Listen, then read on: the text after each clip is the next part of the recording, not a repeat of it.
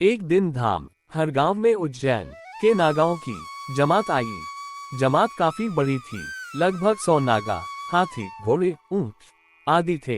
नागा लोग चारों तरफ फैल गए और लोगों से जबरदस्ती पैसा वसूल करने लगे। कई दिन तक पड़ा पड़ा रहा, लोग तंग आ चुके थे। यहाँ तक कि महंत साहेब हर गांव और कोट हर गांव, कोट भवन शाहपुर को उन्होंने सामानों की लंबी सूची बनाकर भेजी, जो सामान्यतः अदेय थी। दैवयोग से अमावस्या का मेला पड़ा। तत्कालीन महंत श्री गद्दी पर विराजमान थे। नागाओं का एक झुंड रामशाला में आया और तरह तरह से गंदगी फैलाने लगा। कुछ ने पान खाकर थूका, कुछ ने मूंगफली का छिलका खाकर फेंका तथा कुछ ने गन्ना चूसकर उसकी खोई फेंकी। पुजारी तथा अन्य लोगों के मना करने पर भी वे न माने। उसी में से एक नागा महंत साहेब के पास गया और गद्दी पर बैठ गया। जब खिदमतदार ने मना किया तो वह बोला, हम भी तो साधु और महंत है।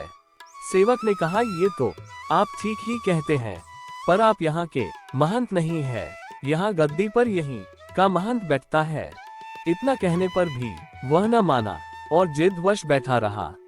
तब महंत साहेब गुरु प्रसाद दास ये कहते हुए गद्दी छोड़कर चले गए कि तुम ही बैठो, मैं जा रहा हूँ। साहेब देखें, मैं कुछ नहीं कहूँगा। वे बाहर चबूतरे पर आकर बैठ गए।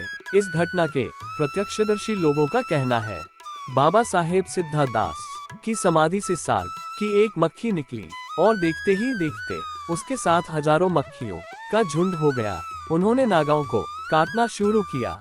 नागा लोग भागे और मक्खियां उनका वैसे ही पीछा करती रहीं, जैसे दुर्वासा ऋषि का पीछा सुदर्शन चक्र ने किया था, या फिर इंद्रपुत्र जयंत का पीछा भगवान राम के सींग के बाण ने किया था।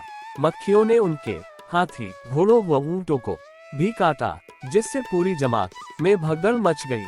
आश्चर्य की बात तो ये थी कि मक्खियों ने मेला के किसी आदमी को छुआ तक नहीं। उनका आक्रमण सिर्फ नागाओं की जमात पर था। नागा लोग अपने को मक्खियों से बचाने का प्रयास करते रहे। कोई धूल में लौट रहा था, कोई पानी में कूद रहा था, कोई वस्त्र लपेट रहा था, तो कोई भागने का प्रयास कर रहा था। बड़ा अजीबोगरीब दृश्य था उस समय का। सचमुच साधु अवज्ञा का ऐसा ही फल मिलता है। लाख कोशिशों के बाद भी असफल होकर जमात के महंत ने अपने शार्गिदों की दृढ़ता की माफी मांगी। उनके माफी मांगने पर साहेब ने कहा, आप साहेब की समाधि पर जाकर माफी मांगे, मैं तो उनका तुच्छ सेवक हूँ, वे समर्थ हैं, माफ कर देंगे। महंत ने समाधि पर जाकर माफी मांगी।